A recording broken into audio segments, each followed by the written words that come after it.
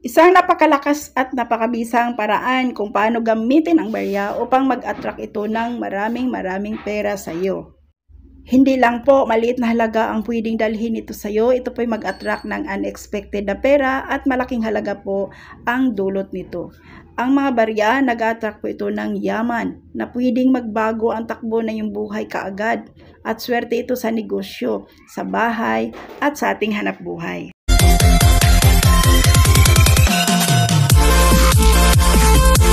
Narito ang pampaswerte sa iyong bahay, sa iyong negosyo, na mag-attract ito ng maraming pera sa inyo, kasaganaan, abundance, at tuloy-tuloy po ang pasok ng pera sa inyo. Mag-attract po ito ng malaking halaga ng pera sa inyo at maraming unexpected na mga pera na darating po sa inyo. Ito po ang ating pag-usapan ngayon. Ang importante dito guys, naniniwala po kayo na talagang mayroong swerteng darating sa iyo. Lagi kang positibo po. Lagi kang mag-isip ng positive. Huwag kang magdaing. Iwasan mo yung pagdadaing. Yung wala na po akong pera, iwasan mo po yan. Kasi nag-attract po yan ng negative. Sa video natin ngayon guys, marami po akong ituturo po sa inyo na paraan. At isa ito sa pinaka-favorito ko po at ginagawa ko po ito. At mula nung mayroon ako nito guys, nag-observe po ako. Grabe ang blessing na dumating sa akin. No? Nakaka-amaze. Kaya ito po, isi-share ko rin po ito sa inyo. At before po that guys, before po tayo mag-umpisa, ako muna ay mangumusta sa ating mga kaswerteng hatid. Kumusta na po ang lahat? At sana po sa oras na ito, habang nanonood ka sa video na ito, pwede kang mag-wish. Pwede mo po akong sabayan guys, no? And then, habang nanonood ka sa video na ito po ang prayer ko para sa iyo. At ipagdasal ko po yan guys, na kung ano man ang iyong mga pangarap, kung ano yung mga gustong marating sa buhay, ipagdasal natin yan na marating sa iyo. Ipagdasal ko rin po yan, no? Kasama po kayo sa aking mga prayer, mga kaswerte ko. At alam po ninyo guys, itong mga pampaswerte sinishare ko po sa inyo, nagdadasal po ako na sana po ang gagamit nito ay talagang ibigay ni Lord kung ano man ang iyong mga wishes. Kaya guys, sumabay ka sa akin, panoorin niyo po ang video nito mula simula hanggang sa dulo po. Isa-isahin po natin ito at ituturo ko po sa inyo ang simple na paraan pero napaka-effective na pampaswerte po gamit ang mga barya. Ito po ang ating mga barya guys. Guys, kung mayroon po kayong mga barya dyan na talagang nag-ano na siya, hindi na siya magamit or medyo luma na po, huwag po ninyong itapon yan kasi nag-attract po yan ng hindi maganda pag itatapon natin yan. Po yung narinig ninyo mga kaswerte ko, nag-attract po yan ng malas pag itatapon po natin ang mga barya. So, ang gagawin ninyo po, kung mayroon kang garapon dyan or mayroon kang malaking bowl or mayroon kang ganito, kung mayroon kang ganito, punuin mo ito ng barya. Dito mo ilagay ang iba't ibang klase ng mga barya as 5 piso, 10 piso, yan, 10 piso na mga luma or yung mga maliliit po, kahit yung mga luma. Mayroon ako dito, yung maliliit yan ng mga barya. Ilagay po ninyo dito guys. And then, wag ninyo itong itapon ang mga barya. Kasi nag-attract po yan ng malas pag ito po itatapon ninyo, ibaliwala po ninyo. Kasi po ang mga barya, ito po nag-attract po ito ng malaking halaga ng pera. Guys, hindi po magiging buo ang pera kung walang barya. Di ba po? Hindi yan, kahit 1,000 pesos guys, kung hindi yan kompleto. Kung kulang yan ng 1 piso, so hindi po yan magiging buo na 1,000. Lagi po nating tandaan yan, no? Ang mga barya, nakakatulong po yan sa atin na mag-attract ng maraming pera.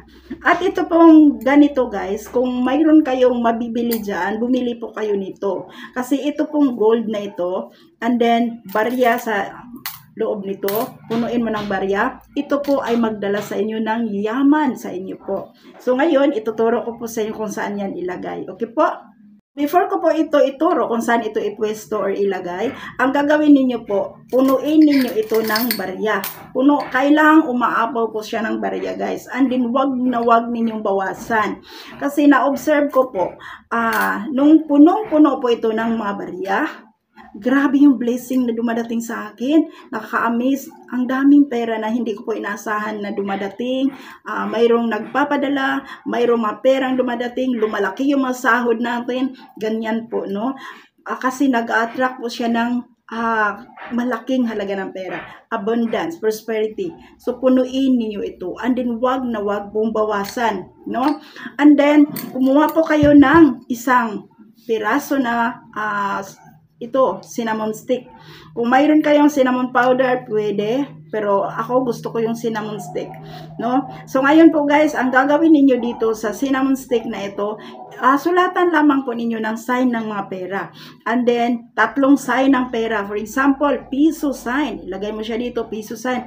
And then, dito po, sumulat po kayo dito ng any kind of amount ng pera kung gusto mo, anong gusto mo, anong yung parang instinct mo. So, pwede kang sumulat dito ng million. Pwede kang sumulat dito ng 1 million pesos. Pwede yan. And then, huwag kalimutan dito po sa kabilang space, isulat po ninyo number 8 na 3 po. 3 8, 8, 8. And then pagkatapos nito, ito po yung ibaon mo dito sa pinakagitna guys. Dito po, sa pinakagitna, ilagay mo siya dyan.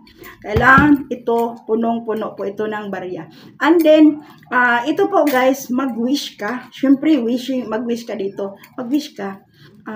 Pupunuin mo ng maraming pera ang aking wallet, ang aking ATM, pupunuin mo ng maraming pera.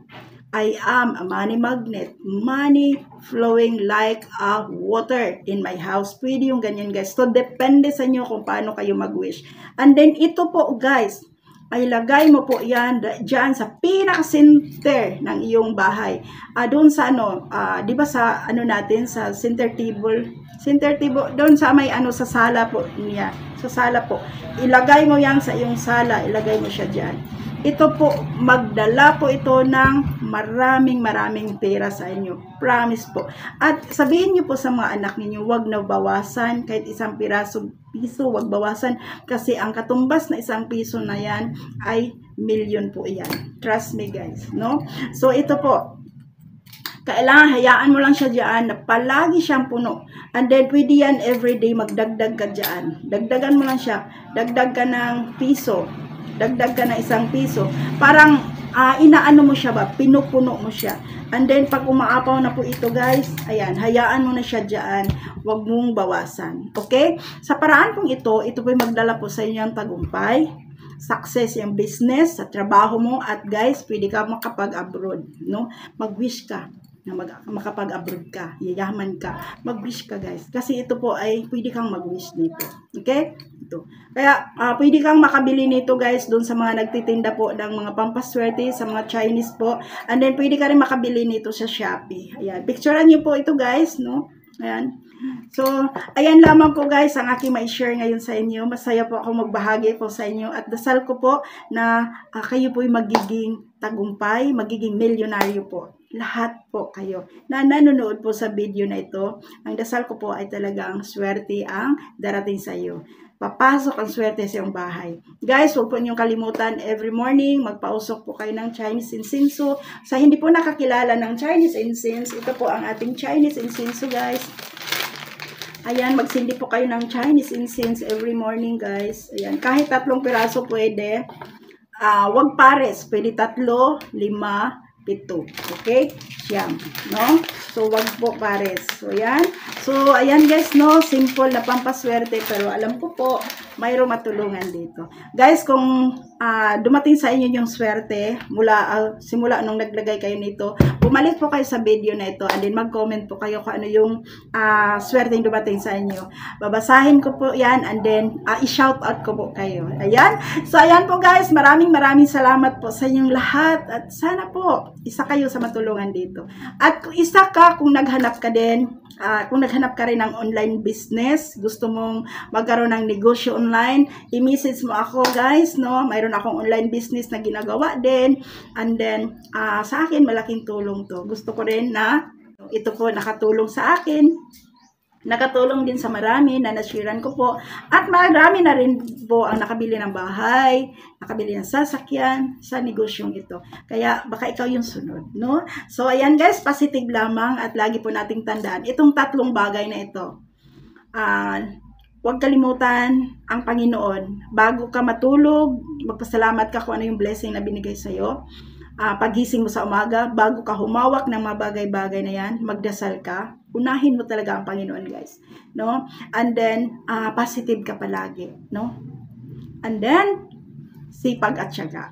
Guys, yung mga bagay na yan, magdala po sa iyo ng tagumpay, promise. So guys, kung nagustuhan po niyo yung ating topic ngayon, huwag kalimutan, i-subscribe niyo po ako guys, and then huwag kalimutan i-like na rin. And then, i-click mo na rin yung bell button guys, bell all talaga para ma-notify ka sa next nating mga videos. Thank you so much guys. Lagi kayo mag-ingat. Bye! God bless po!